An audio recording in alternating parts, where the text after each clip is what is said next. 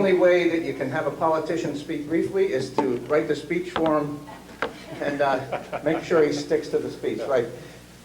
Edith, this is from all three of the selectmen, and I'll just read the proclamation. Whereas the family, friends, colleagues, and co-workers of Edith Nettleton are gathering on June 12, 2003 to honor her contributions to the town of Guilford for her public service, but also for her lifelong dedication to preserving, documenting, and archiving Guilford's history.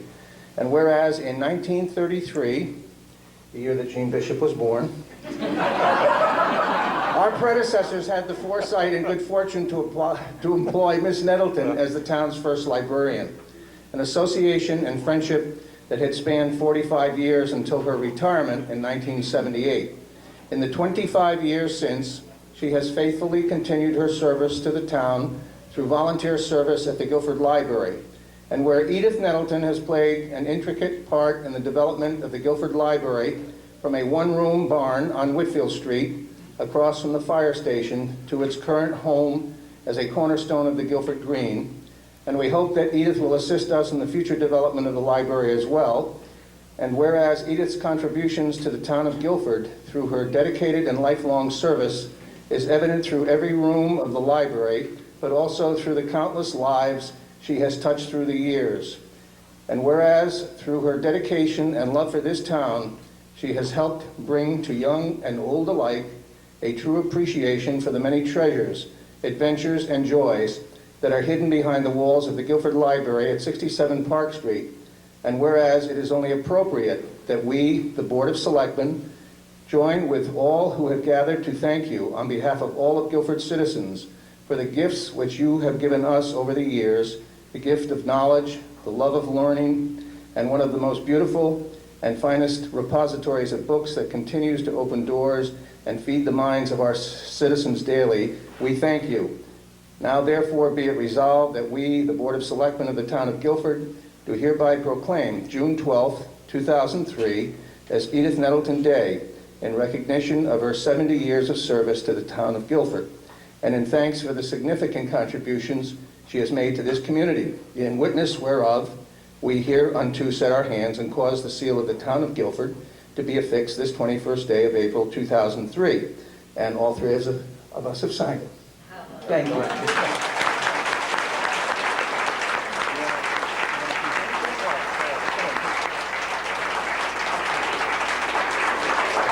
Cindy?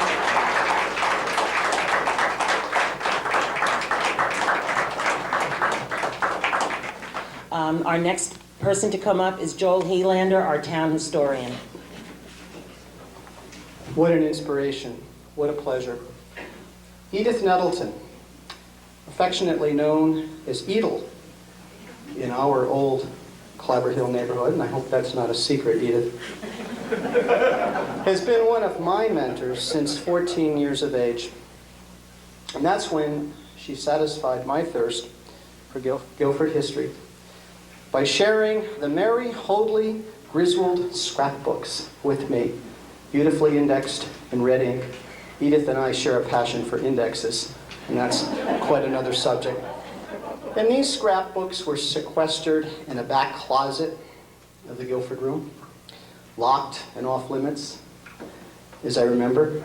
And it truly was the start of the historical collections that she has built since the evolution of our wonderful Room of Local History, historical room. And I remember how important and even privileged I felt when Edith allowed me to work in that closet by myself. She has never stopped sharing. Edith, you've dedicated your life for 70 years to this great repository of human knowledge, the Guilford Free Library. For the past 25 years, you have served in a voluntary capacity as library director emeritus and historian. You have opened the eyes, the minds, and the hearts of 3 generations and more of local people. As a public servant, you have served antiquarians, students, scholars, authors, and the public at large. For your gallant commitment, for your tender affection for old Guilford, in Guilford, and for your selfless mentoring. We salute and honor you today. And I'm going to close with these passages from the Holy Bible. Deuteronomy 32, verse 7. Reverend Norris, I think, had to leave, but he approved of me reading this. This reminds me of you, Edith. Remember the days of old. Consider the years of many generations. Ask thy father, and he will show thee. Thy elders, and they will tell thee. We're proud of you.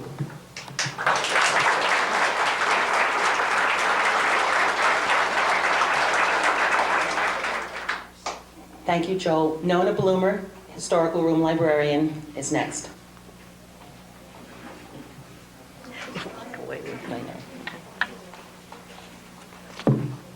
In celebrating 70 years of continuous public service, the Guilford Library Association Board of Directors is honoring Guilford's first town librarian and today's devoted library volunteer, Edith B Nettleton.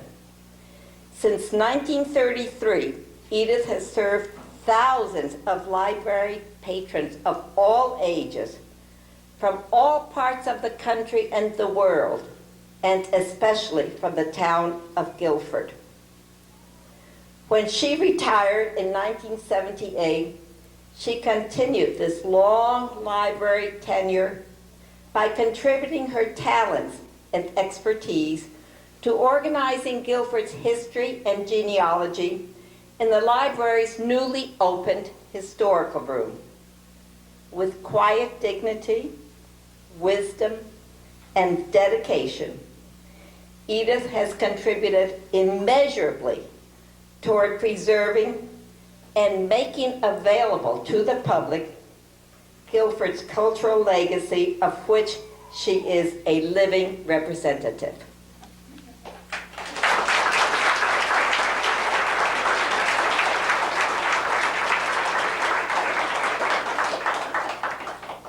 Peggy Smith, a former member of the library board, a current member of the Friends, and a member of the committee that put this event together, is going to share a special remembrance with us.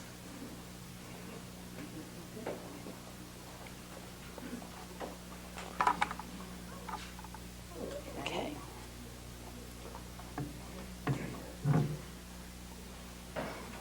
I don't know how many of you have been around long enough to remember when this library wasn't here. I think there are a few. I can see one in the front row that I know. Well, one day my mother and I came down in the car, and there it was. I don't remember any construction going on. The library just appeared. And it was there, a beautiful library with a real librarian in it.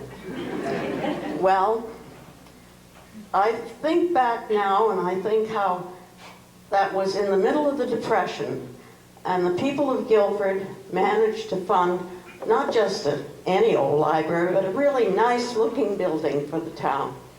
And I'm impressed with that. Well, I started coming up, after a couple of years I was in high school, and I used to come down to, can you hear me?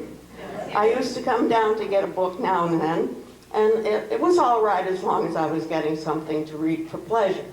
But if I had an assignment and I needed to have something special, I went straight to Miss Nettleton, as she was supposed to be called in those days. And she would hunt it up for me, either the book or something useful, and I went off happy. Well, I did that all through high school, and when I got to college, I found I didn't know how to use a card catalog. So that, after a while, I learned, but not here. Thank you. Thank you, Peggy.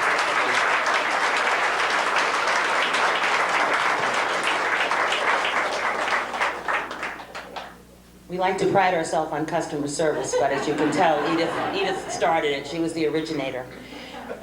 Kendall Wiggin is here. He is the current state librarian for the state of Connecticut, and we're very honored that he came to Guilford today. Thank you, Sandy. It's always a privilege and a pleasure to come here. Edith, on behalf of the State Library Board and the staff of the State Library, I bring greetings and congratulations. Many of us do what we do because we just love doing it. And we were joking earlier that it's one of the few professions you can just keep doing as long as you want. There's always work to be done in a library. But I was recently reading a lot of scholarship applications with the American Library Association, and it suddenly dawned on me by about the 200 or 300 that I read, what an impact librarians can have on an individual's lives. Because many people started out by saying, the librarian when I was a child, and on and on. And I guess we don't often think of that. And as I talked to some of you this afternoon, I realized what an impact Edith has had on you at various stages in your life, whether it was when you first came to the library or throughout your life. And that's a very rewarding thing, and something I think you should be very proud of, that you've had such an influence.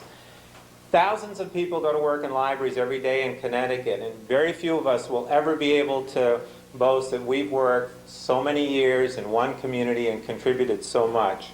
But it's with a great deal of pride, and I think that we all congratulate you and salute you, and know that the work that you still do will be so valuable to generations to come.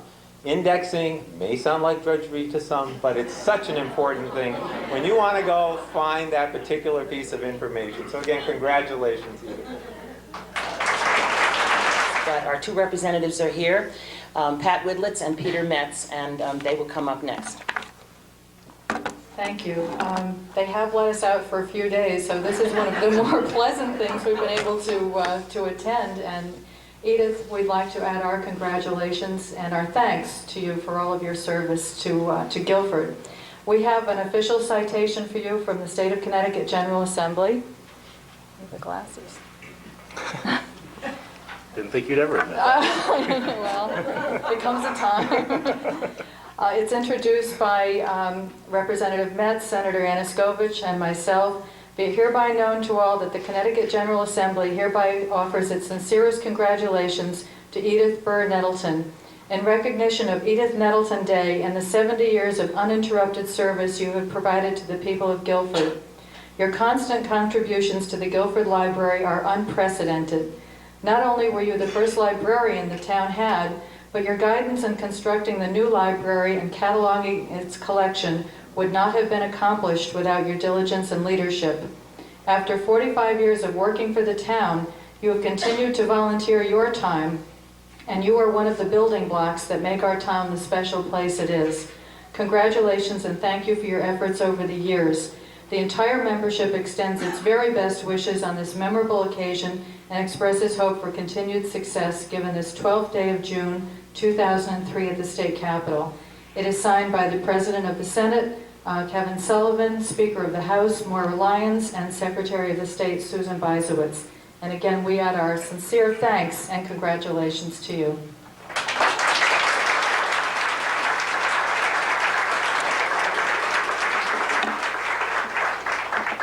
Events like this don't happen very often, and the reason is that there aren't very many people like Edith Nettleton. This very special library in this very special community, and you are such an important part of both of them. And we thank you. And even the governor knows about this. The governor has issued an official statement, and it is, on behalf of the state of Connecticut, I, John G. Rowland, Governor, take the utmost pleasure in extending greetings and congratulations to Edith B Nettleton on the occasion she is being honored by the town of Guilford. Ms. Nettleton celebrates this special milestone after 70 years of exceptional service. This honor is a true testament to her dedication, commitment, and tireless efforts to raise the standards of excellence in the town of Guilford. Ms. Nettleton is an inspirational leader and a role model for all citizens to follow. She has shared her expertise, vision, and compassion for others, not only with her colleagues, but also the community at large. This occasion offers us the opportunity to thank Ms. Nettleton for her generous contributions to the town of Guilford, the Guilford Library, and her service to the state of Connecticut. Her tenure certainly has reflected the highest standards of professionalism. In that time, she has proven to be a model citizen, highly regarded by the public she has served, and well respected by her peers. Therefore, I, John G. Rowland, Governor of the state of Connecticut, do hereby proclaim June 12, 2003 as Edith B Nettleton Day in the state of Connecticut.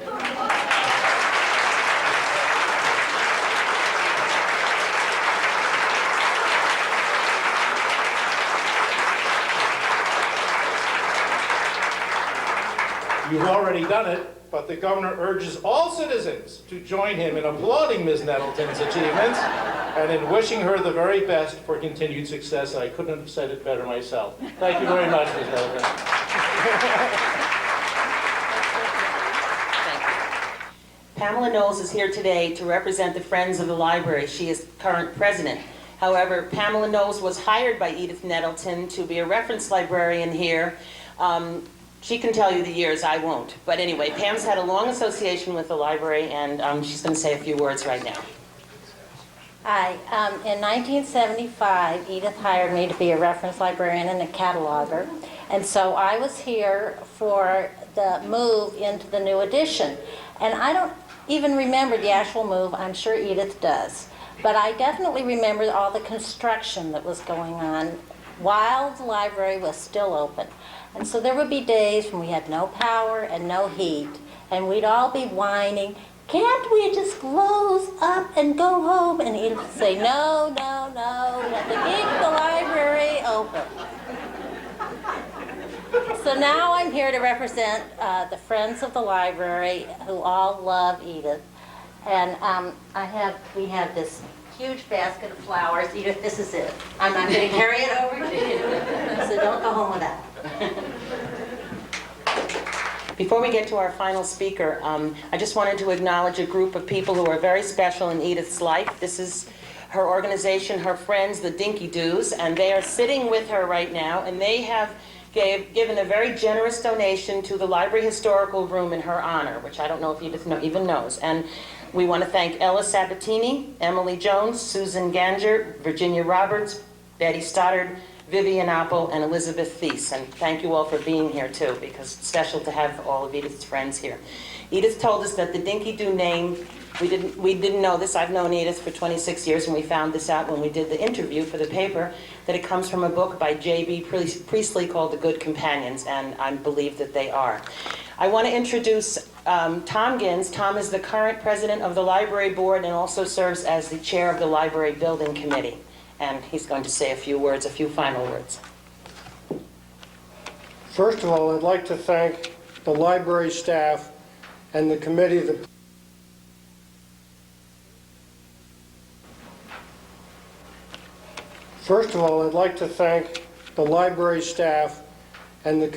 put this entire event together. They've really worked for months to put this together. I have a letter from, I'm like Pat, I need my glasses too, that I'd like to read. It's from James H. Billington, the Librarian of Congress. Dear Miss Nettleton, I am very happy to learn that the good citizens of Guilford have declared June 12th to be Edith B. Nettleton Day in commemoration of your wondrous long-time service to the Guilford Free Library. The grassroots public library system of the United States is one of the glories of our civilization. Learning about your amazing service of 70 years to your community is truly inspirational. The entire history of the Guilford Library seems to have unfolded under your watchful eyes and guiding hands. I am particularly impressed with your role in supporting the library for school children. Nothing has been more distressing than the erosion of school libraries and of the connection between schools and libraries in many parts of the country. To read about your pioneering work in this area, as well as your definition of how librarians are really paid in satisfaction, is very heartening. I was interested to learn that you started library work in high school indexing materials. I also started in high school indexing for a private collector. Unlike you, I did not go to library school, but I spent most of my life in libraries before finally having the good fortune of being appointed as the Librarian of Congress. So I feel a lifelong gratitude for librarians even as a latecomer to the profession. What I loved hearing about is your constant reminder both of satisfaction and the fun of what you have been doing. And as a historian, I am warmly gratified by the post-retirement role you have cut out for yourself in building the Guilford History Collection. I have an aunt who is 95, and I wish we could get the two of you together. We just celebrated Bob Hope's 100th birthday here at the Library of Congress, where we have archived his entire joke collection and much else.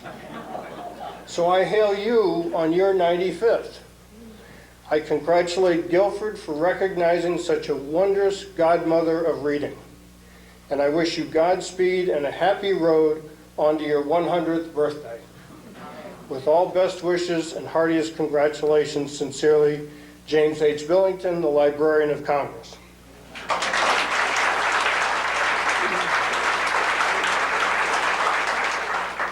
Edith, you are the history of the Guilford Free Library. You have been a loyal steward of the library and its collection for 70 years. The citizens of Guilford, and especially those of us gathered here to honor you, share a sense of deep gratitude. In recognition, it gives me enormous pleasure to inform you that the historical room of the Guilford Free Library will henceforth be named the Edith B Nettleton Historical Room.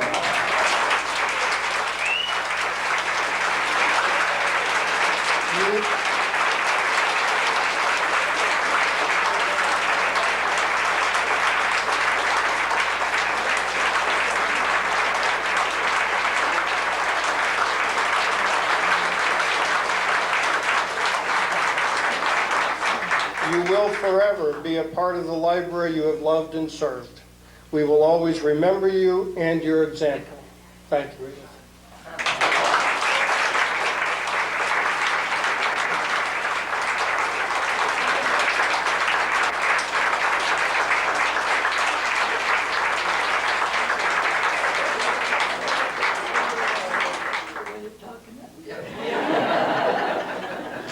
I can't say thank you enough for all the happy things that have been going on before I knew about it, and all the things that have taken place today. It's just overwhelming, and I thank you all.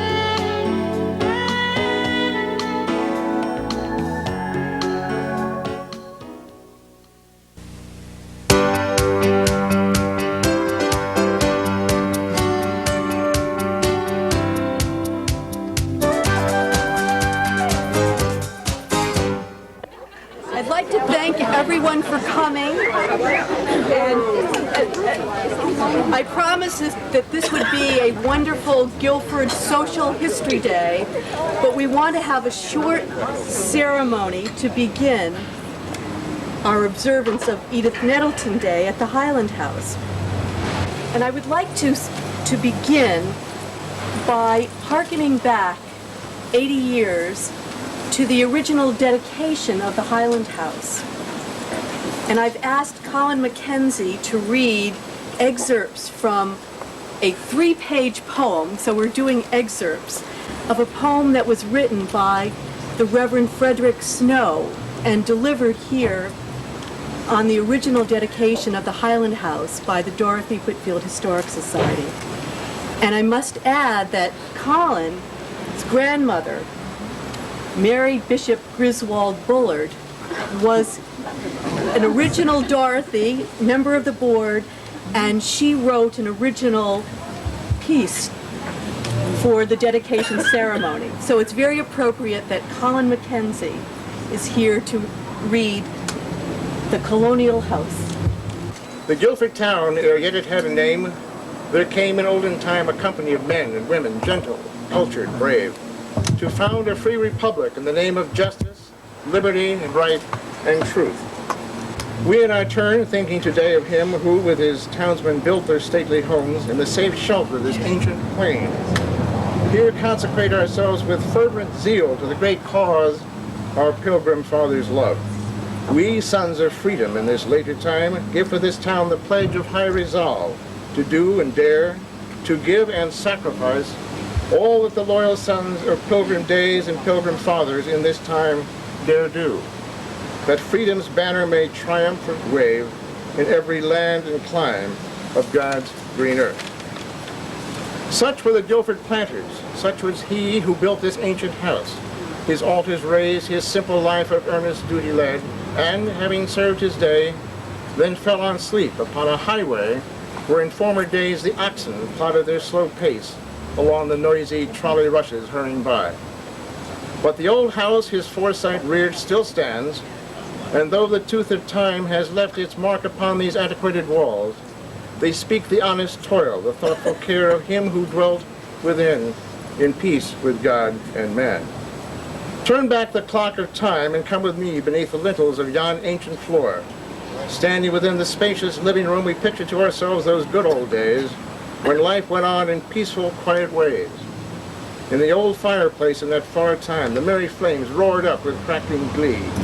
The cider set to warm steamed odorously. That apples crinkled in the heat and burst their skins with sweetness oozing through, while eager children watched with smacking lips and gaily cracked their nuts and popped their corn. The spacious oven, built with dexterous care, was vaulted o'er for storage of the heat, whence toothsome viands came, which epicures high feast upon and find beyond compare.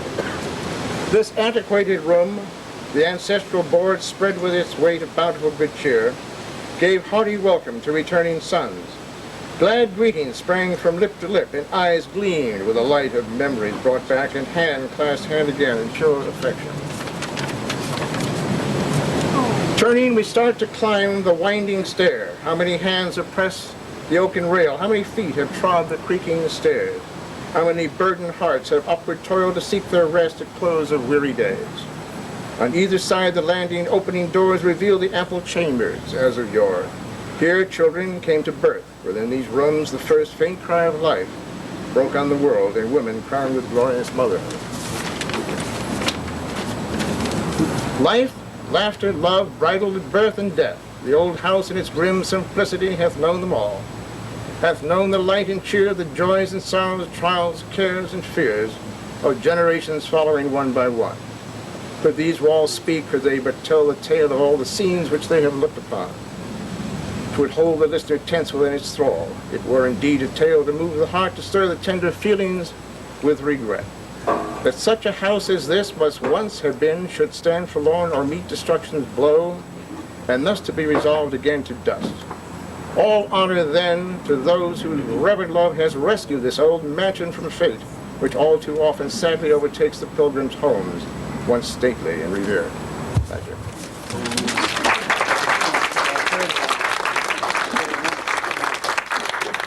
Thank you, Colin.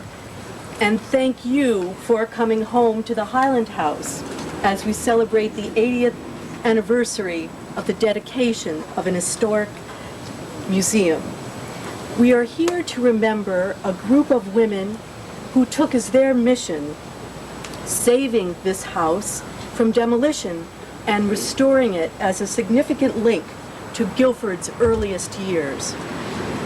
Patriotism was a natural sentiment in 1918 when the Dorothy Whitfield Historic Society read poems and sang heroic verse to mark their opening day.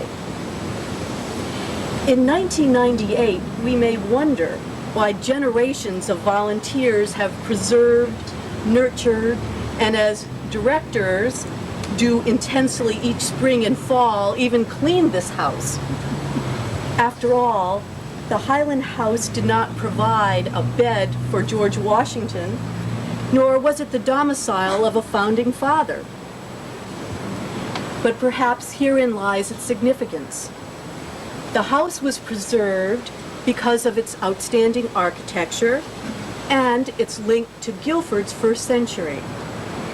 It stands as an archetypal home of average citizens who struggled to establish this town, this colony, this state, this country. The Highland House was saved by women working together who researched its history, hired an eminent architect to restore it, filled it with furniture and decorative arts gathered from Guilford homes, and above all, took on the financial obligation of stewardship for future generations. The Dorothy Whitfield Historic Society, named for the wife of Guilford's first leader, has changed over the years, even inviting gentlemen to serve on the board. But its mission to care for this house has not altered. Today, the Highland House is a place of vitality, as Guilford school children, their teachers, and parents visit for educational workshops that forge a link between centuries and generations. The house remains a simple place for all citizens to remember the people of an earlier century, observe their artifacts, and learn more about the daily lives of those individuals and families who built this community where we are blessed to live today. As we recall Kate Hunt, Mary Saxton Seward, Caroline Boardman Nouse, Mary Hoadley Griswold, Mary Bishop Griswold Bullard, Martha Cornell, May Minor Leet, and the other original Dorothys, it is our privilege to honor Edith B Nettleton, whose quiet but determined service to this town has made it possible to accurately chronicle its heritage. Since 1933, Edith has taken an active part in our town's most prominent institution, the Guilford Free Library. She served as its first director and continues to this day to voluntarily build an historic archive in the Guilford Room, once the original library building. Edith has read and transcribed countless diaries and journals of local residents. She has cataloged the town's activities through the Shoreline Times Index, captured a treasure of documentation in the vertical files, and preserved scrapbooks bulging with newspaper clippings full of information on people and events. Her ability to identify visual material and arrange photographic archives alone has made an enormous contribution. Because of Edith and her colleague who is here today, Nona Bloomer, we have a rich and descriptive record of time paths and the everyday lives of Guilford men and women. Ask her about anyone over the past 80 years, and Edith will probably supply not only a clipping, but a lively anecdote. Edith Nettleton has a devoted following, not only of townspeople, but researchers from afar. They seek her out in the peaceful sanctum of the Guilford Room, where she is always busy on a project, but never too busy to help. All of us depend on her to lead us to the appropriate source, and so enthusiastic is Edith in the search, often she becomes as excited about our research projects as we are. Her observations and insights from personal experience add an important dimension, which truly brings the information to life. In recognition of this selfless dedication to preserving Guilford's history and to sharing her vast knowledge with others, the Dorothy Whitfield Historic Society expresses its profound appreciation to Edith B Nettleton and names her an honorary director.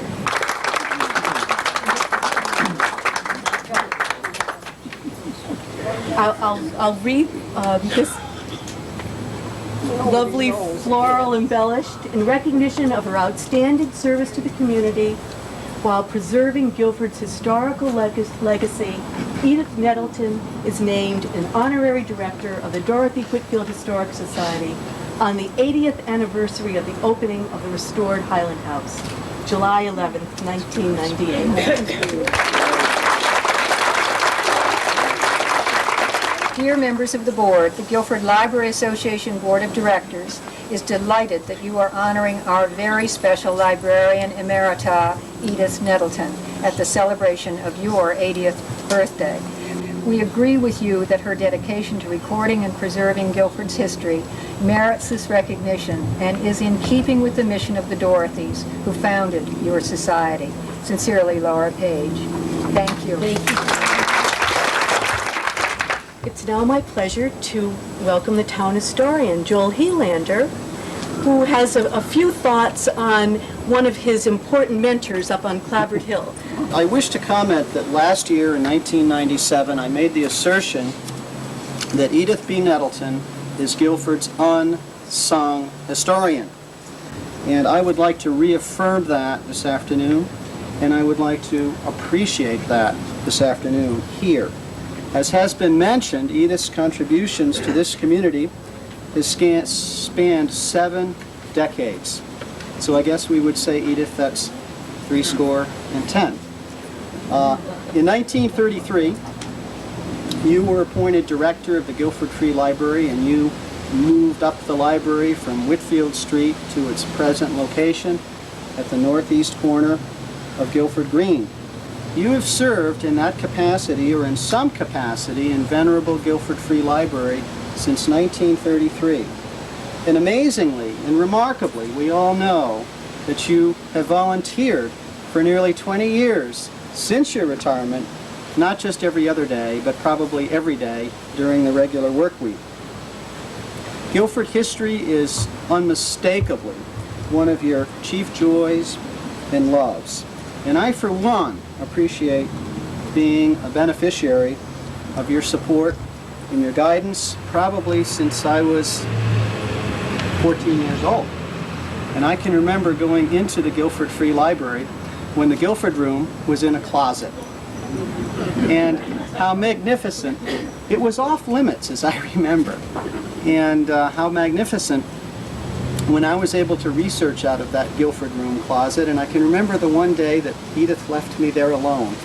And I was in absolute ecstasy having access to the first Guilford room. It was indeed a secret haven for me. The fact of the matter is, Edith, for over 60 years, has opened the eyes, the minds, and the hearts of several generations of Guilford people. We appreciate Edith's enduring service, not just to students and scholars, but to budding historians and antiquarians.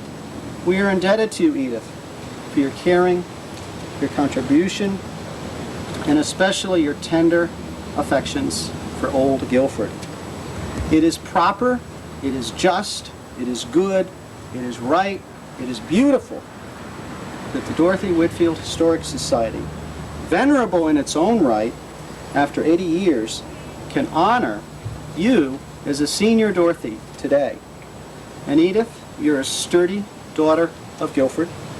We salute you, we congratulate you, happy birthday, and happy everydays. Good afternoon. I'm delighted to be here to bring you congratulations from the Connecticut General Assembly to both an outstanding individual and an outstanding organization who are both celebrating milestone birthdays. Edith, I would like to present you with one first. The State of Connecticut General Assembly be hereby known to all that the Connecticut House of Representatives hereby offers its sincerest congratulations to Edith Nettleton in recognition of her lifelong dedication to recording and preserving the history of the town of Guilford. A Guilford native, we honor her accomplishments as a volunteer and former Guilford librarian. By building an invaluable local history collection in the Guilford Library's Guilford Room, she has provided future generations with a connection to the roots of our society. The entire membership extends its very best wishes on this memorable occasion and expresses the hope for continued success. It's signed on this 11th day of July, by the President of the Senate, Kevin B. Sullivan, Speaker of the House, Thomas Ritter, and Secretary of the State, Miles Rappaport. On behalf of Representative Bob Ward and Senator Anaskevich and myself, we'd like to extend our congratulations and wish you a very happy birthday. Oh, don't stay. This is congratulations to the Dorothy Whitfield Historical Society in recognition of the 80th anniversary of the opening of Guilford's historic Highland House as a museum of early American life and architecture. Today we celebrate the vision of the original Dorothys for saving this historic treasure from the Wreckers' Ball and look forward to the opportunity for future generations of Guilford's children to benefit from the museum's real-life history laboratories. Again, we offer our congratulations and happy birthday to all of you. Thank you very much. Thank you. And this has an appropriate phrase. Thank you very much.